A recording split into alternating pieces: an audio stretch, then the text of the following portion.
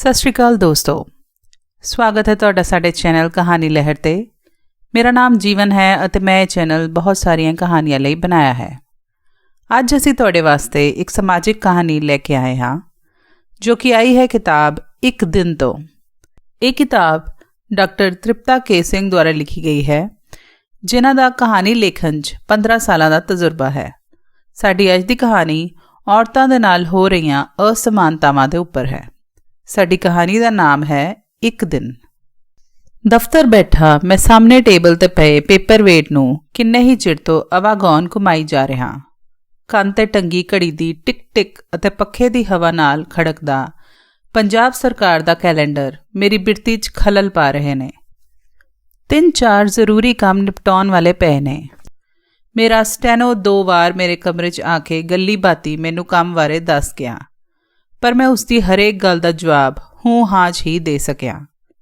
ਮੇਰਾ ਧਿਆਨ ਕਿਤੇ ਹੋਰ ਵੇਖ ਉਹ ਜ਼ਿਆਦਾ ਦੇਰ ਮੇਰੇ ਕੋਲ ਬੈਠਾ ਨਹੀਂ। ਮੇਰੀ ਪੈਂਟ ਦੀ ਸੱਜੀ ਜੇਬ 'ਚ ਪਈ ਆਸ਼ੂ ਦੀ ਚਿੱਠੀ ਦੀ ਇਬਾਰਤ ਬਾਰ-ਬਾਰ ਮੇਰੀਆਂ ਅੱਖਾਂ ਸਾਹਮਣੇ ਘੁੰਮ ਰਹੀ ਸੀ। ਇਹ ਕਾਗਜ਼ ਦਾ ਪੁਰਜ਼ਾਨੁਮਾ ਚਿੱਠੀ ਆਸ਼ੂ ਨੇ ਮੈਨੂੰ ਸਵੇਰੇ ਦਫ਼ਤਰ ਤੁਰਨ ਲੱਗੇ ਨੂੰ ਫੜਾਈ ਸੀ। ਨਾਲ ਹੀ ਇੱਕ ਨਿੱਕੀ ਜਿਹੀ ਲਿਸਟ ਸਮਾਨ ਦੀ ਵੀ ਸੀ। ਸਮਾਨ ਦੀ ਲਿਸਟ 'ਤੇ ਸਰਸਰੀ ਜਿਹੀ ਨਿਗਾਹ ਮਾਰ ਕੇ ਮੈਂ ਤੈਅ ਕੀਤੀ ਦੂਜੀ ਚਿੱਠੀ ਜਿਹੀ ਬਾਰੇ ਆਸ਼ੂ ਵੱਲ ਸੁਆਲੀਆ ਨਿਗਾਹ ਨਾਲ ਤੱਕਿਆ। ਜਨਮ ਦਿਨ ਦੇ ਤੋਹਫੇ ਬਾਰੇ ਆਸ਼ੂ ਨੇ ਹੌਲੀ ਜਿਹੇ ਮੁਸਕਰਾ ਕੇ ਕਿਹਾ ਸੀ। ਮੈਂ ਮਨ ਹੀ ਮਨ ਮੁਸਕਰਾਇਆ। ਅੱਜ ਉਸ ਦਾ ਜਨਮ ਦਿਨ ਸੀ। ਬਰਥਡੇ ਵਿਸ਼ ਤਾਂ ਮੈਂ ਉਸ ਨੂੰ ਤੜਕੇ ਉੱਠਦਿਆਂ ਸਾਰ ਹੀ ਕਰ ਦਿੱਤੀ ਸੀ ਤੇ ਤੋਹਫਾ ਮੈਂ ਉਸ ਵਾਸਤੇ ਕੱਲ੍ਹ ਹੀ ਖਰੀਦ ਲਿਆ ਸੀ। ਪਹਿਲਾਂ ਵੀ ਕਦੀ-ਕਦੀ ਉਹ ਇਵੇਂ ਹੀ ਕਰਦੀ ਹੁੰਦੀ ਸੀ। ਜਦੋਂ ਵੀ ਉਸਨੂੰ ਕੋਈ ਖਾਸ ਚੀਜ਼ ਚਾਹੀਦੀ ਹੋਵੇ ਤਾਂ ਉਹ ਨਿੱਕੇ ਜਿਹੇ ਕਾਗਜ਼ 'ਤੇ ਲਿਖ ਕੇ ਮੈਨੂੰ ਫੜਾ ਦਿੰਦੀ ਤੇ ਮੈਂ ਲਿਆ ਦਿੰਦਾ। ਇਹ ਸਾਡੇ ਦੋਵਾਂ ਦਾ ਪਿਆਰਾ ਤੇ ਮਜ਼ਾਇਆ ਅੰਦਾਜ਼ ਸੀ, ਪਰ ਇਹ ਬਹੁਤ ਪਹਿਲਾਂ ਦੀਆਂ ਗੱਲਾਂ ਸਨ। ਪਰ ਅੱਜ ਆਸ਼ੂ ਦੀ ਅਨੋਖੀ ਜਿਹੀ ਮੰਗ ਨੇ ਮੈਨੂੰ ਪਰੇਸ਼ਾਨ ਕਰ ਦਿੱਤਾ। ਮੈਂ ਸਮਝ ਨਹੀਂ ਪਾ ਰਿਹਾ ਸੀ ਕਿ ਮੇਰੀ ਭੋਲੀ-ਭਾਲੀ ਪਤਨੀ ਦੇ ਮਨ ਵਿੱਚ ਕੀ ਰਿੱਝ ਪੱਕ ਰਿਹਾ ਸੀ। ਆਖਿਰ ਉਸਦੇ ਮਨ ਵਿੱਚ ਇਹ ਗੱਲ ਆਈ ਤਾਂ ਆਈ ਕਿਵੇਂ ਤੇ ਕਿਉਂ ਆਈ? ਇਸ ਗੱਲ ਦਾ ਮੈਨੂੰ ਕੋਈ ਜਵਾਬ ਨਹੀਂ ਸੀ ਔਹੜ ਰਿਹਾ। ਮੈਂ ਕਾਰਨ ਜਾਣਨ ਲਈ ਆਪਣੀ ਵਿਆਹੁਤਾ ਜ਼ਿੰਦਗੀ 'ਤੇ ਨਜ਼ਰ ਮਾਰਦਾ ਹੋਇਆ ਸੋਚਿਆ। BA ਫਾਈਨਲ 'ਚ ਪੜ੍ਹਦਿਆਂ ਹੀ ਆਸ਼ੂ ਦਾ ਮੇਰੇ ਨਾਲ ਵਿਆਹ ਹੋ ਗਿਆ ਸੀ। ਭੋਲੀ-ਭਾਲੀ ਗੁੱਡੀ ਵਰਗੀ ਉਹ ਕਿੰਨੀ ਪਿਆਰੀ ਲੱਗਦੀ ਸੀ। ਵਿਹੜੇ ਵਿੱਚ ਤੁਰਦੀ ਫਿਰਦੀ ਆਸ਼ੂ ਦੇ ਪੈਰੀ ਪਾਈਆਂ ਝਾਂਜਰਾਂ ਦੀ ਛਣ-ਛਣ ਮੈਨੂੰ ਬਹੁਤ ਚੰਗੀ ਲੱਗਦੀ ਸੀ। ਹਨੀਮੂਨ ਲਈ ਕਿੱਥੇ ਚੱਲਣਾ? ਫਿਰ ਵਿਆਹ ਤੋਂ 4-5 ਦਿਨਾਂ ਮਗਰੋਂ ਮੈਂ ਆਸ਼ੂ ਨੂੰ ਗਲਵੱਕੜੀ 'ਚ ਲੈਂਦਿਆਂ ਪੁੱਛਿਆ ਸੀ। ਨੈਨੀਤਾਲ? ਉਸ ਸ਼ਰਮਾ ਕੇ ਸੰਖੇਪ ਜਿਹਾ ਉੱਤਰ ਦਿੱਤਾ ਸੀ। ਲੈ ਛੱਡ ਨੈਨੀਤਾਲ ਨੂੰ, ਆਪਾਂ ਮਨਾਲੀ ਚੱਲਾਂਗੇ। ਬਹੁਤ ਵਧੀਆ ਜਗ੍ਹਾ ਹੈ, ਮੈਂ ਖੁਸ਼ੀ ਦੇ ਰੌਂ 'ਚ ਕਿਹਾ। ਨੈਨੀਤਾਲ ਤਾਂ ਮੈਂ ਪਹਿਲਾਂ ਵੀ ਕਈ ਵਾਰ ਜਾ ਚੁੱਕਿਆ ਸੀ। ਮੈਂ ਸੋਚਿਆ, ਜਿਵੇਂ ਤੁਹਾਡੀ ਮਰਜ਼ੀ, ਆਸ਼ੂ ਨੇ ਬੁੱਝੀ ਜਿਹੀ ਸੁਰ 'ਚ ਕਿਹਾ ਸੀ। ਮਨਾਲੀ ਅਸੀਂ ਬਹੁਤ ਇੰਜੋਏ ਕੀਤਾ।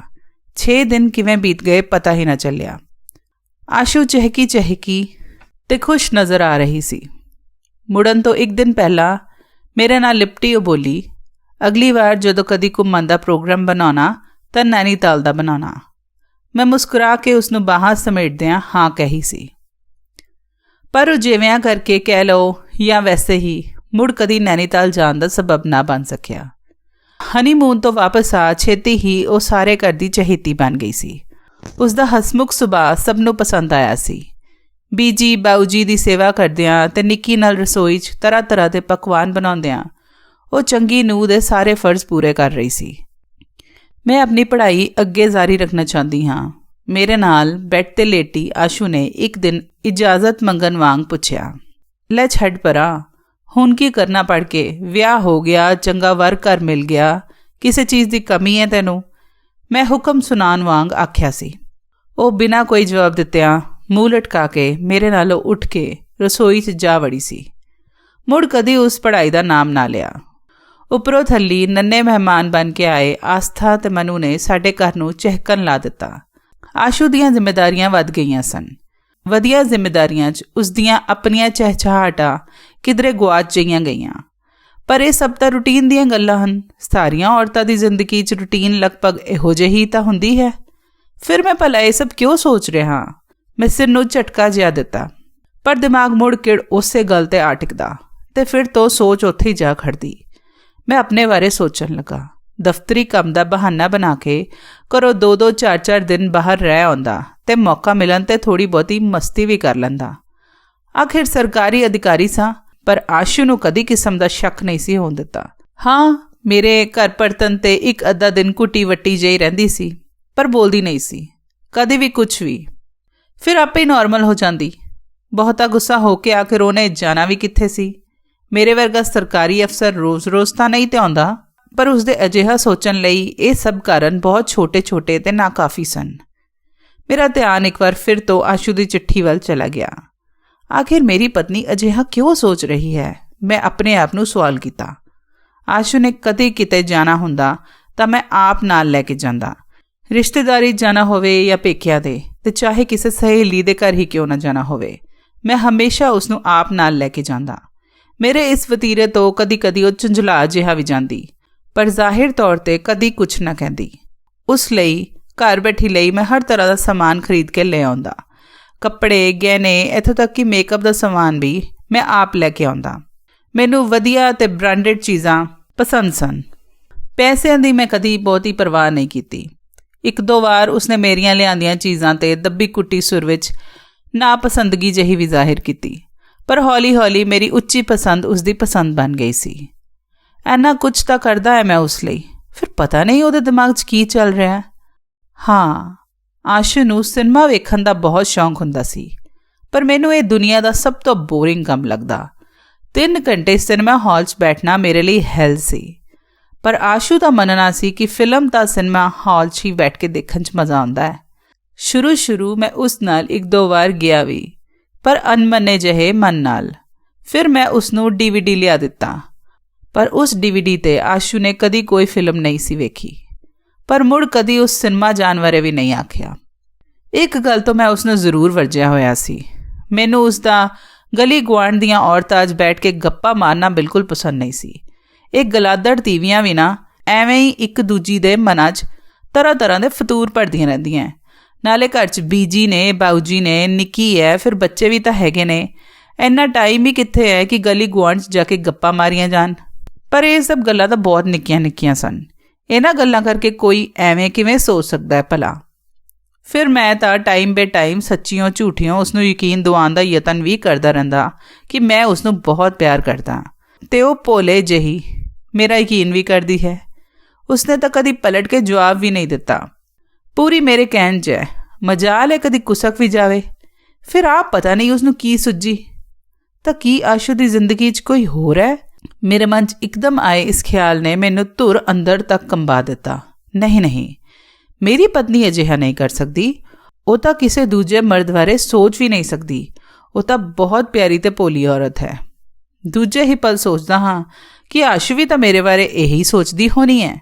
ਉਹਨੂੰ ਕਿਹੜਾ ਪਤਾ ਹੈ ਕਿ ਮੈਂ ਬਾਹਰ ਕੀ ਕਰਦਾ। ਪਰ ਉਹ ਅਜਿਹਾ ਕਿਉਂ ਕਰੇਗੀ? ਕੀ ਉਹ ਮੇਰੇ ਤੋਂ ਸੰਤੁਸ਼ਟ ਨਹੀਂ ਸੀ? ਮੈਂ ਆਪਣੇ ਆਪ ਨੂੰ ਸਵਾਲ ਕੀਤਾ। ਮੈਂ ਐਵੇਂ ਹੀ ਆਪਣੇ ਤੇ ਆਸ਼ੂ ਦੇ ਉਹਨਾਂ ਨਿੱਜੀ ਪਲਾਂ ਬਾਰੇ ਸੋਚਣ ਲੱਗ ਪਿਆ। ਨਹੀਂ, ਉਸਦੇ ਕਿਸੇ ਵੀ ਹਾਵ ਭਾਵ ਤੋਂ ਕਦੀ ਇਹ ਜ਼ਾਹਿਰ ਨਹੀਂ ਹੋਇਆ ਕਿ ਉਸਨੂੰ ਮੇਰੇ ਤੋਂ ਕੋਈ ਸ਼ਿਕਾਇਤ ਹੈ। ਮੇਰੇ ਮਨ ਨੇ ਹਾਮੀ ਭਰੀ ਸੀ। ਉਹਨੇ ਤਾਂ ਕਦੀ ਵੀ ਕੁਝ ਵੀ ਨਹੀਂ ਸੀ ਕਿਹਾ। ਹਮੇਸ਼ਾ ਮੇਰੀ ਲੋੜ ਮੁਤਾਬਕ ਆਪਣੇ ਆਪ ਨੂੰ ਸਮਰਪਿਤ ਕਰ ਦਿੰਦੀ ਸੀ, ਤੇ ਨਾ ਹੀ ਮੈਂ ਕਦੀ ਉਸਨੂੰ ਪੁੱਛਣ ਦੀ ਕੋਈ ਲੋੜ ਸਮਝੀ ਸੀ। ਤੀਵੀਆਂ ਨੂੰ ਭਲਾ ਇਹੋ ਜਿਹੀਆਂ ਗੱਲਾਂ ਪੁੱਛ ਕੇ ਐਵੇਂ ਕਿ ਭੂਏ ਚੜਾਣਾ ਹੋਇਆ। ਸਭ ਕੁਝ ਠੀਕ ਠਾਕ ਹੀ ਤਾਂ ਚੱਲ ਰਿਹਾ ਸੀ। ਦਿਮਾਗ ਤੇ ਥੋੜਾ ਹੋਰ ਜ਼ੋਰ ਪਾਇਆ। ਮੈਨੂੰ ਕਮਲ ਇੰਦਰ ਦਾ ਖਿਆਲ ਪਤਾ ਨਹੀਂ ਕਿੱਥੋਂ ਆ ਗਿਆ। ਕੁਆਰੇ ਹੁੰਦਿਆਂ ਆਸ਼ੂ ਕਮਲ ਇੰਦਰ ਕੋਲੋਂ ਸਿਤਾਰ ਸਿੱਖਣ ਜਾਂਦੀ ਹੁੰਦੀ ਸੀ। ਮੰਗਣੀ ਹੁੰਦਿਆਂ ਹੀ ਮੈਂ ਉਸ ਦੇ ਘਰ ਸੁਨੇਹਾ ਭਿਜਵਾ ਦਿੱਤਾ ਸੀ ਕਿ ਮੈਨੂੰ ਇਹ ਗਾਣੇ ਬਜਾਣੇ ਪਸੰਦ ਨਹੀਂ, ਇਹ ਬੰਦ ਕਰਵਾ ਦਿਓ। ਵਿਆਹ ਤੋਂ ਬਾਅਦ ਇੱਕ ਅੱਧੀ ਵਾਰੀ ਕਮਲ ਇੰਦਰ ਦਾ ਨਾਮ ਆਸ਼ੂ ਦੀ ਜ਼ੁਬਾਨ ਤੇ ਆਇਆ ਤਾਂ ਉਸਦੇ ਚਿਹਰੇ ਤੇ ਆਇਆ ਨੂਰ ਜਿਹਾ ਵੇਖ ਮੈਨੂੰ ਚਿੜ ਹੋਈ ਸੀ। ਮੇਰੀ ਮਨੋਸਥਿਤੀ ਨੂੰ ਉਸਨੇ ਭਾਂਪ ਲਿਆ ਸੀ। ਮੁੜ ਕਦੀ ਉਸ ਕਮਲ ਇੰਦਰ ਤੱਕ ਹੀ ਸਿਤਾਰ, ਹਾਰਮੋਨੀਅਮ, ਤਬਲੇ ਤੱਕ ਦਾ ਵੀ ਨਾਮ ਨਹੀਂ ਸੀ ਲਿਆ। ਪਰ ਇਹ ਸਭ ਗੱਲਾਂ ਤਾਂ ਹੁਣ ਬਹੁਤ ਪਿੱਛੇ ਛੁੱਟ ਚੁੱਕੀਆਂ ਸਨ। ਇਹਨਾਂ ਦਾ ਹੁਣ ਕੋਈ ਮਹੱਤਵ ਨਹੀਂ ਸੀ ਰਿਹਾ। ਜ਼ਿੰਦਗੀ ਚੰਗੀ ਭਲੀ ਚਾਲੇ ਪਈ ਹੋਈ ਸੀ। ਮੈਂ ਸਿਰ ਨੂੰ ਹਲਕਾ ਜਿਹਾ ਝਟਕਾ ਦਿੱਤਾ। ਮੇਰਾ ਸਿਰ ਭਾਰਾ ਜਿਹਾ ਹੋ ਗਿਆ ਸੀ। ਦਫ਼ਤਰ 'ਚ ਪਈਆਂ ਸਰਕਾਰੀ ਜਿਹੀਆਂ ਚੀਜ਼ਾਂ ਤੇ ਇੱਕ ਸਰਸਰੀ ਜਿਹੀ ਨਿਗਾਹ ਮਾਰ ਕੇ ਆਪਣਾ ਧਿਆਨ ਵੰਡਾਉਣ ਦੀ ਨਾਕਾਮ ਜਿਹੀ ਕੋਸ਼ਿਸ਼ ਕਰਦਾ, ਪਰ ਸੁਰਤ ਮੁੜ ਉੱਥੇ ਹੀ ਪਹੁੰਚ ਜਾਂਦੀ। ਮੈਂ ਆਸ਼ੂ ਦੇ ਪਿਛਲੇ ਕੁਝ ਸਮੇਂ ਦੇ ਬਿਹੇਵੀਅਰ ਬਾਰੇ ਸੋਚਣ ਲੱਗਦਾ। ਉਹਦੇ ਵਿਹਾਰ 'ਚ ਅਚਾਨਕ ਕੋਈ ਵੱਡੀ ਤਬਦੀਲੀ ਨਹੀਂ ਸੀ ਆਈ, ਪਰ ਹਾਂ ਛੋਟੀਆਂ-ਛੋਟੀਆਂ ਗੱਲਾਂ ਮੈਂ ਜ਼ਰੂਰ ਵੇਖੀਆਂ ਸਨ। ਪਰ ਉਹ ਗੱਲਾਂ ਜ਼ਿਆਦਾ ਨੋਟ ਕਰਨ ਵਾਲੀਆਂ ਮੈਨੂੰ ਨਾ ਲੱਗੀਆਂ। ਜਿਵੇਂ ਸ਼ੁਰੂ 'ਚ ਉਸਨੂੰ ਗਹਿਣੇ ਪਹਿਨਣ ਦਾ ਬਹੁਤ ਸ਼ੌਂਕ ਸੀ, ਪਰ ਹੌਲੀ-ਹੌਲੀ ਉਹਨੇ ਗਹਿਣੇ ਉਤਾਰ ਕੇ ਲੋਕਰ 'ਚ ਰਖਵਾ ਦਿੱਤੇ ਸਨ। ਮੈਨੂੰ ਉਸਦੇ ਪੈਰੀ ਪਾਈਆਂ ਝਾਂਜਰਾਂ ਦੀ ਛਣ ਚੰਗੀ ਲੱਗਦੀ ਸੀ, ਪਰ ਉਹਨੇ ਉਹ ਵੀ ਉਤਾਰ ਦਿੱਤੀਆਂ ਸਨ ਤੇ ਮੁੜ ਕਦੀ ਨਾ ਪਹਿਨੀਆਂ। ਪਹਿਲਾਂ ਉਹ ਹਰ ਤਰ੍ਹਾਂ ਦੇ ਵਰਤ ਵਗੈਰਾ ਰੱਖਦੀ ਹੁੰਦੀ ਸੀ, ਪਰ ਹੌਲੀ-ਹੌਲੀ ਉਸਨੇ ਉਹ ਸਭ ਵੀ ਛੱਡ ਦਿੱਤੇ ਸਨ। ਬੀਜੀ ਨੇ ਥੋੜ੍ਹਾ ਬਹੁਤ ਇਤਰਾਜ਼ ਕੀਤਾ ਸੀ ਤੇ ਮੈਨੂੰ ਵੀ ਕੋਈ ਬਹੁਤਾ ਚੰਗਾ ਨਹੀਂ ਸੀ ਲੱਗਾ। ਮੈਨੂੰ ਉਸਦਾ ਸਵੇਰੇ ਨਹਾ ਧੋ ਕੇ ਪੂਜਾ ਕਰਨਾ ਚੰਗਾ ਲੱਗਦਾ ਸੀ। ਪਾਠ ਪੂਜਾ ਤਾਂ ਉਹ ਹੁਣ ਵੀ ਕਰਦੀ ਸੀ, ਪਰ ਆਪਣੀ ਮਰਜ਼ੀ ਨਾਲ। ਬਹੁਤੀਆਂ ਗੱਲਾਂ ਵੀ ਉਹ ਨਹੀਂ ਸੀ ਕਰਦੀ, ਪਰ ਘਰ ਦੇ ਰੂਟੀਨ ਦੇ ਕੰਮ ਉਹ ਸਾਰੇ ਕਰਦੀ ਸੀ। ਬੀਜੀ ਬਾਊ ਜੀ ਦਾ ਖਿਆਲ ਰੱਖਦੀ, ਬੱਚਿਆਂ ਨੂੰ ਹੋਮਵਰਕ ਕਰਵਾਉਂਦੀ ਤੇ ਹੋਰ ਆਏ ਗਏ ਦਾ ਵੀ ਬੰਦਾ ਤੰਦਾ ਮਾਨ ਤਾਨ ਕਰਦੀ। ਪਰ ਆਸ਼ੂ ਦਾ ਇੰਜ ਸੋਚਣਾ ਆਖਿਰ ਮੇਰੀ ਸਮਝ ਤੋਂ ਪਰੇ ਸੀ। ਸਰ ਚਾਹ। ਸੇਵਕ ਰਾਮ ਨੇ ਤਸ਼ਤਰੀ 'ਚ ਰੱਖਿਆ ਚਾਹ ਦਾ ਕੱਪ ਮੇਰੇ ਸਾਹਮਣੇ ਲਿਆ ਕੇ ਰੱਖਿਆ ਤਾਂ ਮੈਂ ਆਪਣੇ ਆਪੇ 'ਚ ਪਰਤਿਆ। ਇੱਕ ਵਾਰ ਫਿਰ ਤੋਂ ਆਸ਼ੂ ਦੀ ਚਿੱਠੀ ਕੱਢ ਕੇ ਪੜ੍ਹਨੀ ਸ਼ੁਰੂ ਕੀਤੀ। ਚਿੱਠੀ ਪੜ੍ਹ ਕੇ ਮੈਂ ਫਿਰ ਤੋਂ ਬੇਚੈਨ ਹੋ ਗਿਆ। ਜੇ ਭਲਾ ਮੈਂ 1 ਮਿੰਟ ਲਈ ਆਸ਼ੂ ਦੀ ਇਸ ਫਰਮਾਇਸ਼ ਨੂੰ ਮੰਨ ਵੀ ਲਵਾਂ ਤਾਂ ਉਹ ਇਹ ਕਿਉਂ ਕਹਿ ਰਹੀ ਹੈ ਕਿ ਮੈਂ ਉਸ ਤੋਂ ਇਸ ਬਾਬਤ ਉਮਰ ਭਰ ਕੁਝ ਨਾ ਪੁੱਛਾਂ। ਇਸ ਗੱਲ ਦਾ ਤਾਂ ਖਿਆਲ ਹੀ ਬਹੁਤ ਤਕਲੀਫਦੇਹ ਸੀ। ਇਹ ਗੱਲ ਸਾਰੀ ਉਮਰ ਮੇਰੇ ਸੀਨੇ 'ਚ ਨਸ਼ਤਰ ਬਣ ਕੇ ਖੁੱਭੀ ਰਹੇਗੀ। ਦੀਵਾਰ ਘੜੀ ਨੇ ਟਨ ਕਰਕੇ 5 ਵਜਣ ਦਾ ਅਹਿਸਾਸ ਕਰਵਾਇਆ। ਸਾਹਮਣੇ ਟੇਬਲ ਤੇ ਪਈ ਚਾਹ ਕਦੋਂ ਦੀ ਠੰਡੀ ਹੋ ਚੁੱਕੀ ਸੀ। ਦਫ਼ਤਰੋਂ ਛੁੱਟੀ ਕਰ ਮੈਂ ਅਨਮਾਨੇ ਮਨ ਨਾਲ ਕਾਰ ਬਾਜ਼ਾਰ ਵੱਲ ਨੂੰ ਘੁਮਾ ਲਈ। ਨਿੱਕਾ ਮੋਟਾ ਸਮਾਨ ਖਰੀਦ ਕੇ ਮੈਂ ਸੋਚਾਂ ਡੁੱਬਾ ਘਰ ਪਹੁੰਚਿਆ। ਗੇਟ ਆਸ਼ੂ ਨੇ ਖੋਲ੍ਹਿਆ। ਅਕਸਰ ਗੇਟ ਬਾਊ ਜੀ ਖੋਲ੍ਹਦੇ ਸਨ ਤਾਂ ਮੈਨੂੰ ਅਚਾਨਕ ਯਾਦ ਆਇਆ, ਬੀਜੀ ਬਾਊ ਜੀ ਤਾਂ ਕੱਲ੍ਹ ਦੇ ਅੰਬਾਲੇ ਚਾਚਾ ਜੀ ਹੋਰਾਂ ਕੋਲ ਗਏ ਹੋਏ ਨੇ। ਆਸ਼ੂ ਮੇਰਾ ਬਰੀਫਕੇਸ ਤੇ ਹੋਰ ਸਮਾਨ ਪਕੜ ਕੇ ਅੰਦਰ ਚਲੇ ਗਈ। ਮੈਂ ਲੌਬੀ 'ਚ ਪਏ ਸੋਫੇ ਤੇ ਬੈਠ ਟਾਈ ਦੀ ਨੋਟ ਨੂੰ ਢਿੱਲਾ ਕਰਕੇ ਰਿਲੈਕਸ ਜਿਹਾ ਹੋ ਗਿਆ। ਆਸ਼ੂ ਪਾਣੀ ਲੈ ਕੇ ਆਈ ਤਾਂ ਉਸਦੇ ਚਿਹਰੇ ਤੇ ਹਲਕੀ ਜਿਹੀ ਮੁਸਕਰਾਹਟ ਵੇਖ ਮੈਂ ਵੀ ਜ਼ਬਰਦਸਤੀ ਮੁਸਕਰਾਉਣ ਦੀ ਕੋਸ਼ਿਸ਼ ਕੀਤੀ। ਬੱਚੇ ਕਿੱਧਰ ਗਏ? ਨਿੱਕੀ ਨਾਲ ਪਾਰਕ 'ਚ ਗਏ ਨੇ। ਉਹ ਮੇਰੇ ਨਾਲ ਹੀ ਸੋਫੇ ਤੇ ਬੈਠ ਮੇਰੇ ਮੋਢੇ ਨਾਲ ਲੱਗ ਕੇ ਕੁਝ ਗੁਨਗੁਣਾਉਣ ਲੱਗੀ। ਮੈਂ ਪਤਾ ਨਹੀਂ ਕਿਉਂ ਉਸ ਤੋਂ ਨਜ਼ਰਾਂ ਬਚਾਉਣ ਦੀ ਕੋਸ਼ਿਸ਼ 'ਚ ਸਾਂ। ਮੇਰਾ ਗਿਫਟ? ਆਸ਼ੂ ਨੇ ਲਾਡ ਜਿਹੇ ਨਾਲ ਪੁੱਛਿਆ। ਮੈਂ ਉੱਠ ਕੇ ਕਮਰੇ 'ਚ ਗਿਆ ਤੇ ਬਰੀਫਕੇਸ 'ਚੋਂ ਇੱਕ ਖੂਬਸੂਰਤ ਡੱਬੀ ਕੱਢ ਕੇ ਲੈ ਆਇਆ। ਡੱਬੀ ਖੋਲ੍ਹ ਕੇ ਉਹਦੇ ਵਿੱਚੋਂ ਲਾਲ ਰੰਗ ਦਾ ਇੱਕ ਤੈਅ ਕੀਤਾ ਕਾਗਜ਼ ਕੱਢ ਕੇ ਮੈਂ ਆਪਣੀ ਤਰੀ ਤੇ ਰੱਖ ਆਸ਼ੂ ਦੇ ਅੱਗੇ ਕਰ ਦਿੱਤਾ। ਓਹੋ, ਮੇਰੀ ਚਿੱਠੀ ਵਾਲਾ ਗਿਫਟ, ਆਸ਼ੂ ਨੇ ਲਾਲ ਕਾਗਜ਼ ਨੂੰ ਮੇਰੀ ਮੁੱਠੀ ਵਿੱਚ ਘੁੱਟਦਿਆਂ ਕਿਹਾ। ਇੱਕ ਪਲ ਲਈ ਮੈਂ ਸਟਪਟਾ ਜਿਹਾ ਗਿਆ, ਪਰ ਜਲਦੀ ਹੀ ਮੈਂ ਆਪਣੇ ਆਪ ਨੂੰ ਸੰਭਾਲ ਲਿਆ। ਲੈ ਹੈ ਕਮਲੀ ਨਾ ਹੋਵੇ ਤਾਂ ਇਹ ਕਿਹੋ ਜਿਹੀ ਮੰਗ ਸੀ ਤੇਰੀ? ਐਵੇਂ ਵੀ ਹੁੰਦਾ ਹੈ ਕਦੀ? ਮੈਂ ਉਸਨੂੰ ਆਪਣੇ ਨਾਲ ਲਾਉਂਦਿਆਂ ਕਿਹਾ। ਇਹ 2.5 ਲਫ਼ਜ਼ ਬੋਲਣ ਲਈ ਮੈਨੂੰ ਸਾਰੀ ਸ਼ਕਤੀ ਦਾ ਇਸਤੇਮਾਲ ਕਰਨਾ ਪਿਆ ਸੀ। ਮੈਂ ਤਾਂ ਸੱਚੀ ਮੁੱਚੀ ਕਮਲੀ ਹੀ ਹਾਂ ਜੋ ਇਹੋ ਜਿਹੇ ਤੋਹਫੇ ਦੀ ਤੁਹਾਡੇ ਤੋਂ ਉਮੀਦ ਕਰ ਬੈਠੀ। ਇਹ ਲਫ਼ਜ਼ ਆਸ਼ੂ ਦੇ ਮੂੰਹੋਂ ਨਹੀਂ ਸਨ ਨਿਕਲੇ, ਬਲਕਿ ਮੈਨੂੰ ਉਹਦੇ ਚਿਹਰੇ ਤੇ ਉਕਰੇ ਹੋਏ ਨਜ਼ਰ ਆ ਰਹੇ ਸਨ। ਉਹ ਤਾਂ ਚਿਹਰੇ ਤੇ ਮੁਸਕਰਾਹਟ ਲਪੇਟੀ ਮੇਰੇ ਵੱਲ ਵੇਖ ਰਹੀ ਸੀ, ਚੁੱਪਚਾਪ। ਮੇਰਾ ਜੀ ਕਰ ਰਿਹਾ ਸੀ ਕਿ ਉਹ ਕੁਝ ਬੋਲੇ, ਕੋਈ ਨਿੱਕੀ ਜਿਹੀ ਚੁੱਭਵੀਂ ਗੱਲ ਕਰੇ ਤਾਂ ਮੈਂ ਉੱਚੀ ਬੋਲ ਕੇ ਆਪਣਾ ਸਾਰਾ ਗੁਬਾਟ ਕੱਢ ਕੇ ਹਲਕਾ ਹੋ ਲਵਾਂ। ਪਰ ਉਹ ਕੁਝ ਵੀ ਨਹੀਂ ਸੀ ਬੋਲੀ। ਮੈਨੂੰ ਉਸ ਦੀ ਚੁੱਪ ਤੋਂ ਖਿਝ ਆ ਰਹੀ ਸੀ, ਪਰ ਮੈਂ ਜ਼ਾਹਰ ਨਾ ਕੀਤੀ। ਮੈਂ ਫਿਰ ਤੋਂ ਮੁੱਠੀ ਖੋਲ੍ਹ ਕੇ ਲਾਲ ਰੰਗ ਦੇ ਕਾਗਜ਼ ਖੋਲ੍ਹ ਕੇ ਆਸ਼ੂ ਦੇ ਸਾਹਮਣੇ ਕੀਤਾ। ਇੱਕ ਬਹੁਤ ਪਿਆਰੀ ਨਿੱਕੀ ਜਿਹੀ ਸੋਨੇ ਦੀ ਨੱਥ ਜਿਸ ਵਿੱਚ ਹੀਰੇ ਦੀ ਕਣੀ ਜੜੀ ਹੋਈ ਸੀ ਮੇਰੀ ਹਥੇਲੀ ਪਈ ਚਮਕਾ ਮਾਰ ਰਹੀ ਸੀ। ਕਿਵੇਂ ਦੀ ਲੱਗੀ? ਮੈਂ ਲਫ਼ਜ਼ਾਂ ਤੇ ਪਿਆਰ ਦੀ ਚਾਸ਼ਨੀ ਚੜਾ ਕੇ ਪੁੱਛਿਆ। ਬਹੁਤ ਸੋਹਣੀ ਹੈ, ਆਸ਼ੂ ਨੇ ਸਹਿਜ ਜਿਹਾ ਜਵਾਬ ਦਿੱਤਾ। ਪਾ ਕੇ ਵਿਖਾ ਨਾ। ਨਹੀਂ ਪਾ ਸਕਦੀ। ਕਿਉਂ? ਤੁਸੀਂ ਤਾਂ ਸ਼ਾਇਦ ਪਿਛਲੇ ਲੰਮੇ ਸਮੇਂ ਤੋਂ ਮੇਰੇ ਵੱਲ ਗੌਰ ਨਾਲ ਤੱਕਿਆ ਵੀ ਨਹੀਂ। ਮੈਂ ਤਾਂ ਆਪਣੇ ਨੱਕ ਵਿੱਚ ਪਾਇਆ ਕੋਕਾ ਵੀ ਬਹੁਤ ਪਹਿਲਾਂ ਦਾ ਉਤਾਰ ਦਿੱਤਾ ਹੋਇਆ ਹੈ। ਹੁਣ ਤਾਂ ਬੜੇ ਚਿਰਾਂ ਤੋਂ ਮੇਰਾ ਨੱਕ ਵਿਚਲਾ ਛੇਦ ਵੀ ਬੰਦ ਹੋ ਗਿਆ ਹੋਇਆ ਹੈ। ਵੈਸੇ ਇਸ ਖੂਬਸੂਰਤ ਤੋਹਫੇ ਲਈ ਸ਼ੁਕਰੀਆ।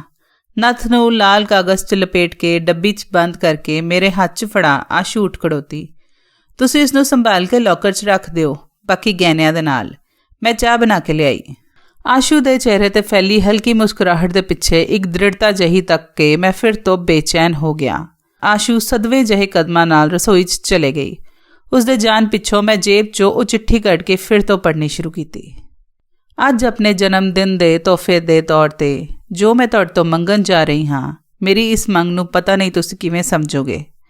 ਮੈਂ ਤੁਹਾਡੇ ਤੋਂ ਸਿਰਫ ਇੱਕ ਅਜਿਹੇ ਦਿਨ ਦੀ ਮੰਗ ਕਰਦੀ ਹਾਂ ਜਿਸ ਦਿਨ ਮੈਂ ਨਾ ਤੁਹਾਡੀ ਪਤਨੀ ਹੋਵਾਂ, ਨਾ ਕਿਸੇ ਦੀ ਮਾਂ ਹੋਵਾਂ, ਨਾ ਕਿਸੇ ਦੀ ਬੇਟੀ ਤੇ ਬਹੂ ਹੋਵਾਂ ਤੇ ਨਾ ਕੁਝ ਹੋਰ। ਉਸ ਇੱਕ ਦਿਨ ਮੈਂ ਸਿਰਫ ਮੈਂ ਹੋਵਾਂ, ਸਿਰਫ ਮੈਂ, ਆਸ਼ੂ। ਉਹ ਸਾਰਾ ਦਿਨ ਮੈਂ ਕਿੱਥੇ, ਕਿਸ ਨਾਲ ਤੇ ਕਿਵੇਂ ਗੁਜ਼ਾਰਿਆ, ਤੁਸੀਂ ਇਸ ਗੱਲ ਦੀ ਜਾਣਕਾਰੀ ਮੈਥੋਂ ਸਾਰੀ ਜ਼ਿੰਦਗੀ 'ਚ ਕਦੇ ਨਹੀਂ ਮੰਗੋਗੇ, ਕਦੇ ਵੀ ਨਹੀਂ। ਮੇਰੇ ਅੰਦਰ ਬੈਠੇ ਪਤੀ ਨੇ ਫੁਕਾਰਾ ਜਿਹਾ ਮਾਰਿਆ, ਪਰ ਮੈਨੂੰ ਆਪਣੀ ਉਸ ਠੁੱਸ ਜਿਹੀ ਦੇ ਅੰਦਰੋਂ ਅੰਦਰੀ ਆਪ ਹੀ ਹਾਸਾ ਜਿਹਾ ਆ ਗਿਆ। ਮੈਂ ਚਿੱਠੀ ਨੂੰ ਮੁੱਠੀ 'ਚ ਘੁੱਟ ਕੇ ਹੌਲੀ-ਹੌਲੀ ਮਸਲਣਾ ਸ਼ੁਰੂ ਕਰ ਦਿੱਤਾ। ਤਾਂ ਫਿਰ ਕਿਵੇਂ ਦੀ ਲੱਗੀ ਤੁਹਾਨੂੰ ਇਹ ਕਹਾਣੀ? ਮੈਨੂੰ ਪਤਾ ਹੈ ਅੱਜ ਦੀ ਕਹਾਣੀ ਕਾਫੀ ਲੰਬੀ ਸੀ, ਪਰ ਮੈਂ ਇਸ ਕਹਾਣੀ ਨੂੰ ਸਾਰਿਆਂ ਨਾਲ ਸਾਂਝਾ ਜ਼ਰੂਰ ਕਰਨਾ ਚਾਹੁੰਦੀ ਸੀ। ਅਸਲ ਵਿੱਚ ਜਦੋਂ ਮੈਂ ਇਹ ਕਹਾਣੀ ਪਹਿਲੀ ਵਾਰ ਪੜ੍ਹੀ ਤਾਂ ਇਸ ਨੇ ਮੈਨੂੰ ਬੇਚੈਨ ਕਰ ਦਿੱਤਾ। ਮੈਨੂੰ ਉਸ ਮਰਦ 'ਤੇ ਤਾਂ ਗੁੱਸਾ ਆਇਆ ਹੀ ਜੋ ਆਪਣੀ ਪਤਨੀ ਦੀ ਸਾਰੀ ਉਮਰ ਕੋਈ ਖੁਸ਼ੀਆਂ ਨਾ ਜਾਣ ਪਾਇਆ, ਬਲਕਿ ਉਸ ਨੂੰ ਘੱਟ ਤੋਂ ਘੱਟ ਦੇ ਕੇ ਇਹ ਸੋਚਦਾ ਰਿਹਾ ਕਿ ਉਸਨੇ ਉਸ 'ਤੇ ਜਿਵੇਂ ਕੋਈ ਅਹਿਸਾਨ ਕੀਤਾ ਹੈ। ਪਰ ਨਾਲ ਦੇ ਨਾਲ ਹੀ ਮੈਨੂੰ ਉਸ ਔਰਤ 'ਤੇ ਵੀ ਗੁੱਸਾ ਆਇਆ ਜਿਸਨੇ ਇੰਨਾ ਕੁਝ ਜ਼ਿੰਦਗੀ ਦਾ ਦੇ ਕੇ ਸਿਰਫ ਇੱਕ ਦਿਨ ਹੀ ਮੰਗਿਆ, ਔਰ ਜਦੋਂ ਉਹਨੂੰ ਉਹ ਵੀ ਨਾ ਮਿਲਿਆ ਤਾਂ ਉਹ ਉਸ ਲਈ ਖੜੀ ਨਹੀਂ ਹੋਈ, ਲੜੀ ਨਹੀਂ। ਪਰ ਫਿਰ ਗੁੱਸੇ ਦੀ ਜਗ੍ਹਾ ਮੈਨੂੰ ਇਹ ਅਹਿਸਾਸ ਹੋਇਆ ਕਿ ਇਹੀ ਤਾਂ ਸੱਚ ਹੈ। ਅੱਜ ਵੀ ਸਾਡੇ ਸਮਾਜ ਵਿੱਚ ਅਜਿਹੀਆਂ ਬਹੁਤ ਔਰਤਾਂ ਹਨ ਜੋ ਆਪਣਾ ਸਭ ਕੁਝ ਸਮਰਪਿਤ ਕਰ ਦਿੰਦੀਆਂ ਹਨ, ਤਦ ਵੀ ਉਹਨਾਂ ਨੂੰ ਇੱਕ ਦਿਨ ਵੀ ਆਪਣੇ ਲਈ ਨਹੀਂ ਮਿਲਦਾ। ਉਮੀਦ ਹੈ ਸਾਡਾ ਸਮਾਜ ਬਦਲੇ ਅਤੇ ਅਸੀਂ ਇਹ ਜਿਹੀਆਂ ਕਹਾਣੀਆਂ ਨੂੰ ਸੁਣ ਕੇ ਕੁਝ ਸਿੱਖੀਏ। ਤੁਸੀਂ ਇਸ ਬਾਰੇ ਕੀ ਸੋਚਦੇ ਹੋ, ਸਾਨੂੰ ਜ਼ਰੂਰ ਦੱਸੋ। ਕੋਈ ਹੋਰ ਸਾਡੇ ਲਈ ਰਾਏ ਹੋਏ ਤਾਂ ਸਾਨੂੰ ਜ਼ਰੂਰ ਲਿਖੋ। ਜਲਦ ਹੀ ਅਸੀਂ ਆਪਣੀ ਅਗਲੀ ਕਹਾਣੀ ਲੈ ਕੇ ਆਵਾਂਗੇ। ਤੁਹਾਨੂੰ ਜੇ ਸਾਡਾ ਕੰਮ ਪਸੰਦ ਆ ਰਿਹਾ ਹੋਏ ਤਾਂ ਸਾਨੂੰ ਲਾਈਕ, ਸ਼ੇਅਰ ਅਤੇ ਸਬਸਕ੍ਰਾਈਬ ਜ਼ਰੂਰ ਕਰੋ। ਧੰਨਵਾਦ।